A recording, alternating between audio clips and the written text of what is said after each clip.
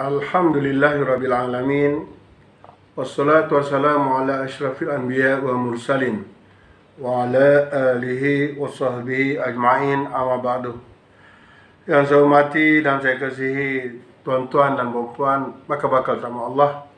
Assalamualaikum warahmatullahi wabarakatuh. Alhamdulillah, pada pagi ini kita bertemu lagi dalam diskusi umrah. Kali ini kita akan membicarakan tentang umrah bagi kanak-kanak.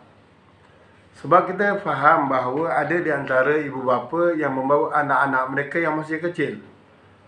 Anak-anak yang masih kecil, yang belum balik, yang masih lagi memayis dan tidak memayis, mereka bawa ke tanah Haram Mekah dan Madinah kerana mungkin ada beberapa sebab. Contohnya, tidak siapa yang akan menjaga mereka, anak-anak itu masa di tanah air, ataupun kerana mereka lebih mudah bawa anak itu, senang untuk pergi mengerjakan umrah.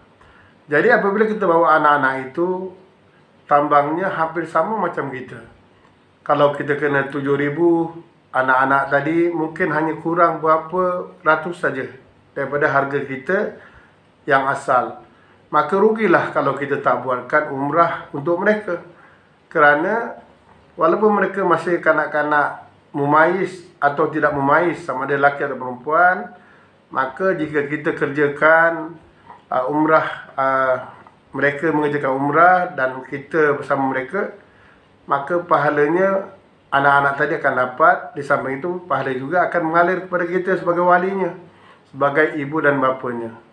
Jadi kita membicarakan tentang umrah bagi kanak-kanak. Mudah-mudahan bagi jemaah yang nanti bawa anak-anak akan dapat panduan bahawa rugi kalau tak buat sekali bersama dengan anak-anak mereka.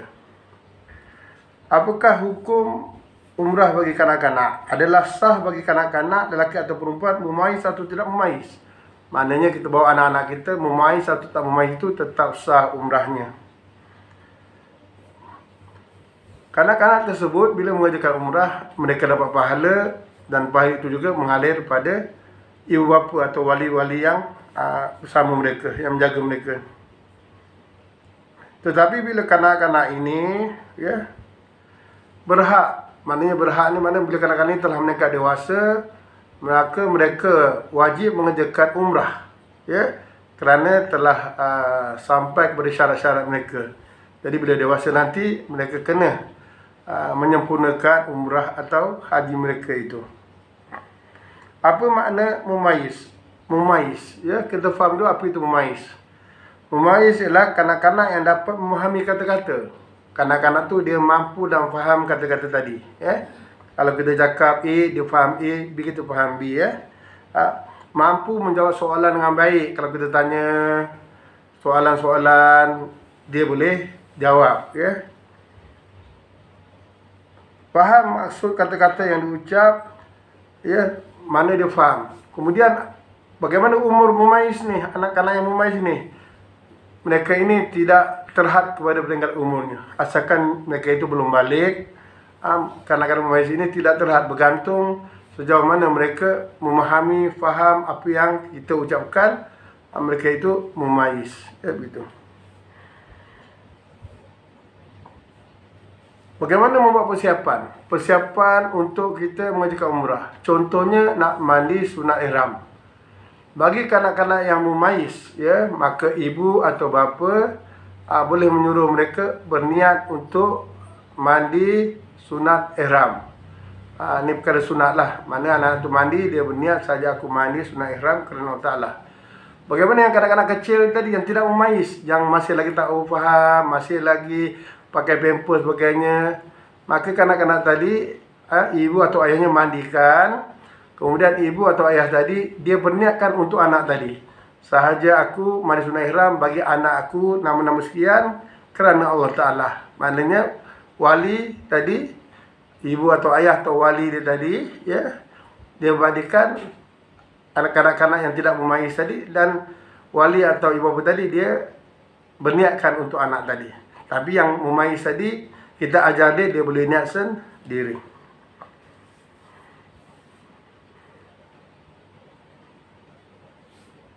Niat ihram. semasa di mikat, bagaimana pula nak niat ihram?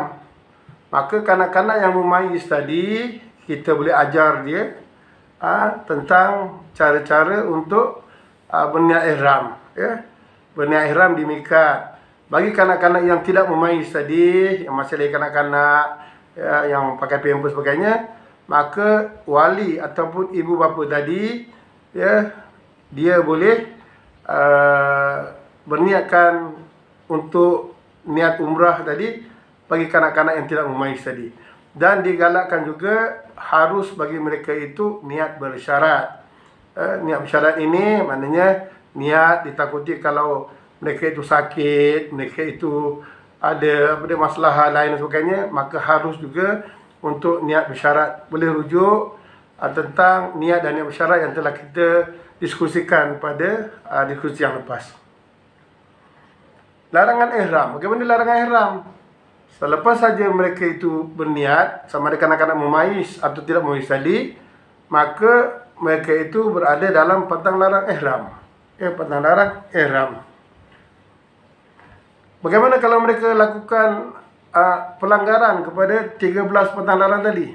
Ada dua kaedah atau dua perkara yang kita kena ingat. Satu, kanak-kanak mumayyiz tadi, kalau mereka lakukan pelanggaran pada 13 pantang larang, maka mereka itu dikenakan dam, yang mumayyiz ini.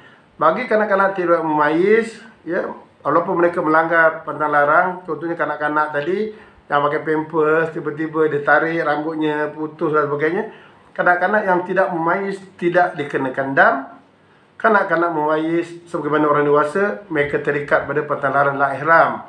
Kemudian kena dam tak kena dam, kita kena tengok dua jenis pantang larang tadi, tarafu atau iflak.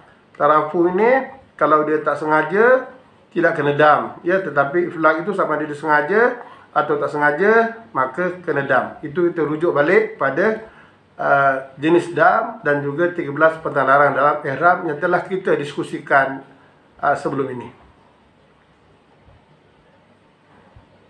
Bagaimana pula ketika melakukan tawaf?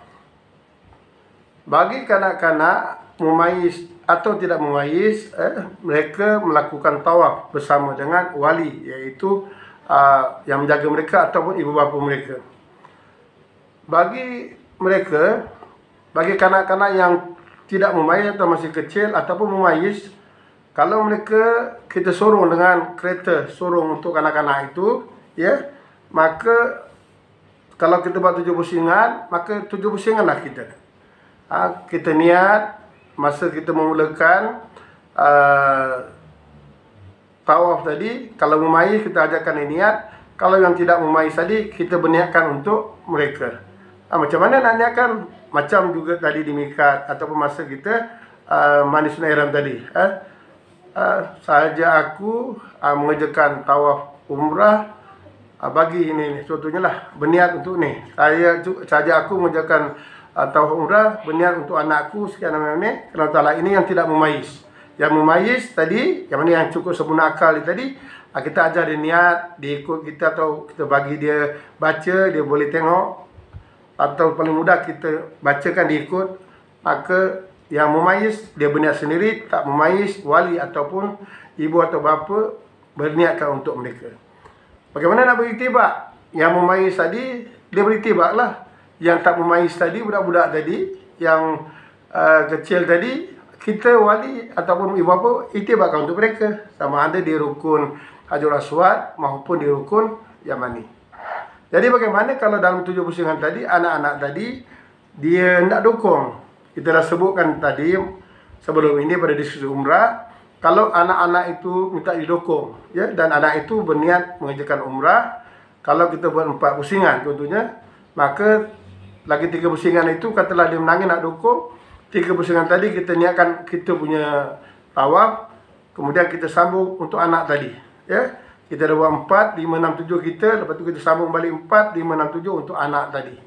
Mana kita menyambung perbuatan tadi seandainya anak tadi dia minta dukung. Tidak boleh 2 badan menjadi satu dalam tawaf. Setiap orang mesti satu-satu. Tapi kalau menggunakan skuter dan sebagainya, tidak mengapa. Kita boleh teruskan sajalah ya.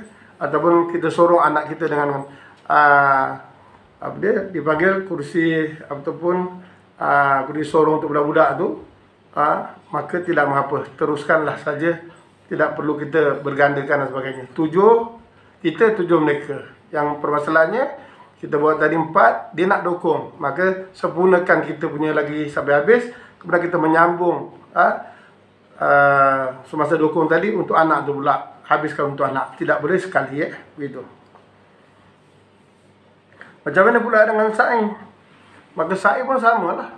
Bagi kanak-kanak memayis tadi, kita boleh ajar dia niat. Bagi kanak-kanak yang tidak memayis tadi, maka kita berniatkan untuk anak tadi. Kemudian kita pun niatkan kita boleh buat semua. Tak ada masalah. Mudahnya kita kalau kita memahami kaedah bahawa anak-anak buat ni. Tetapi saya ulang balik, semasa di tawaf tadi ya, semasa di tawaf tadi, bagi kanak-kanak yang memayis tak mengapa, yang tidak memayis tadi, sebelum kita buat tawaf, pastikan lampu yang dipakai itu bersih, tidak ada najis, tidak ada kecil. Kita salingkan di lampu yang bersih sebelum kita melakukan tawaf itu ya, supaya dia kata apa, tidak ada najis yang meleleh sebagainya, yang nanti mungkin boleh terkena pada tubuh badan dia, boleh kena pada kita. Mana pakaian yang bersih-bersih, kita terus laksanakan kita punya tawaf tadi begitu. Berbalik pada sa'i tadi, samalah sebelum menjalankan sa'i, yang memayis kita suruh dia niat, anak-anak kita yang tidak memayis kita niatkan untuk mereka, kita jalan macam biasa. Sama juga ya, kalau jalan mereka kena berjalan sendiri, atau kita tolak dengan kereta sorong dan sebagainya untuk anak yang kecil tadi. Kalau kita berdukung, kita kena sempurnakan kita punya 7 kali, kemudian kita kena sempurnakan pula anak tadi 7 kali. Bergantung di peringkat mana dia minta dukung tadi. Kalau dia boleh jalan terus, 7 lah, mana 7 kita, 7 dia. Tapi kalau kita buat 4 kali, kemudian dia minta dukung dan sebagainya, kita kena selesaikan kita dan menyambung balik pusingan yang tak selesai untuk anak tadi. Itu dia punya cara membuat sa'i untuk tu. Dan kalau masa doa tu, kita doa, tidak ada masalah dan sebagainya. Kemudian macam mana pula selepas dia sa'i, dia bertahlul. Kadang-kadang memayis dan tak memayis tadi, sama juga macam orang dewasa. Dia boleh bercukur atau bergunting. Kalau bergunting, sekurang-kurangnya 3 helai rambut, panjangnya seruas telunjuk, jari telunjuk, lebih kurang 2 cm. Kita guntingkan 3 helai rambut, atau lebih pun tak mengapa ya. 3 helai rambut tu sekurang-kurangnya. Kalau lelaki kita nak botakkan dia pun tidak mengapa. Boleh pergi di kedai yang di luar daripada dataran Masjid Haram, ada banyak kedai gunting, kita boleh cukur anak lelaki kita, tidak jadi masalah. Bagaimana dengan tawaf wada? Tawaf wada ya, tawaf wada ini kanak-kanak ini sama ada dia memayis ataupun tidak memayis, tidak wajib bagi mereka melakukan tawaf wada. Tidak wajib bagi mereka melakukan tawaf wada ya. Kerana kanak-kanak ini bukan seorang yang mukallaf. Kanak-kanak memayis dan tak memayis tadi bukan seorang yang mukallaf. Mukallaf ni orang yang dipertanggungjawabkan. Gitulah. Makna mereka pun belum balik dan sebagainya. Maka tidak wajib bagi mereka mengerjakan tawaf wada. Tapi kalau ibu bapa pergi tawaf wada, takkan anak-anak tinggal.